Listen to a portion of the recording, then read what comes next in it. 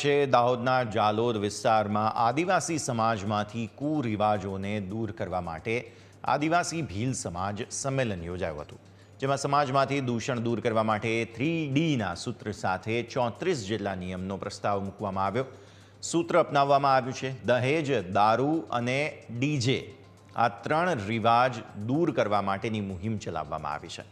આદિવાસી વસ્તી ધરાવતા દાહોદ, મહીસાગર, પંચમહાલમાં લગ્નમાં થતા ખોટા ખર્ચ અટકાવવા માટે કેટલાક નિયમો પણ બનાવવામાં આવ્યા છે। દહેજ નહીં લેવાનું, કન્યાના ઘરેણામાં 2 તોલા સોનું અને 500 ગ્રામ ચાંદીના દાગીના જ આપવા, કન્યાદાન, રોકડ રકમ, ચાંદલા, મામેરું, ભોજન વ્યવસ્થા અંગે પણ કેટલાક નિયમો બનાવવામાં આવ્યા છે।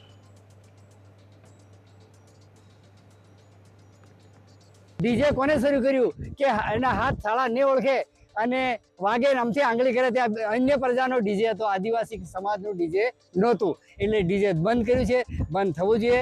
આપણી પ્રજા ગેરમાર્ગે નહીં દોરે અને હારે રસ્તે જાય, દેશ દાપવામાં ને ખોટા ખર્ચા નહીં કરે, એના માટે મિટિંગ રાખવામાં આવી હતી અને આ મિટિંગ આવતા મહિનાની મેની 2 તારીખે નક્કી કરવાની, જાલોદ તાલુકામાં કરવાની છે। ત્યાં સભે મળવાનું અને બેન બેટીને દેશ દાપો લેવાનું બંધ કરવાના છે અને ગુરુ ગોવિંદનું વસન ફળવાનું છે।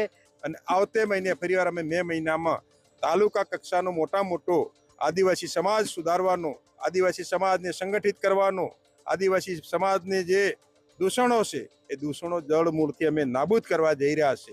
એના માટે અમારો સમાજ અમે સંગઠિત છીએ, એક મંચ પર આવ્યા છે અને સમાજના અમારા દરેક ગામોની અંદર, દરેક ગ્રામ પંચાયત દીઠ, ફળિયા દીઠ અમારા સમાજના આગેવાનો જઈ અને સમાજને સંગઠિત કરવાનું કામગીરી કરવા જઈ રહ્યા છે અને આજે બધા પક્ષના અમે આગેવાનો પણ આ મંચ પરથી અમે આહવાન કર્યું છે। સંમેલન લઈને અન્ય લોકોને એમ કહેવા માંગીશ કે આપણે સમાજની અંદર જે કુરિવાજો ચાલે છે અને આર્થિક નબળાઈ એના દહેજના કારણે પડે છે, તેમાં સૌ દહેજ નહીં લે એના માટે એમને હું પ્રેરણા આપીશ। અમારા આદિવાસી 12 જણ રૂપિયા લઈ આવે ને બીજાનું ભાડે બંગલા સણાવે, એટલે ખરેખર જો આવા રિવાજો કાઢી નાખવામાં આવે તો મહેનતના પૈસા ઘરે વાપરવામાં આવે અને ઘરના કામમાં લાગે તો અમારે બહાર મજૂરી કરવા બી અમારા સમાજને જવું નહીં પડે। શિક્ષણને બી ઘણો ફરક પડે।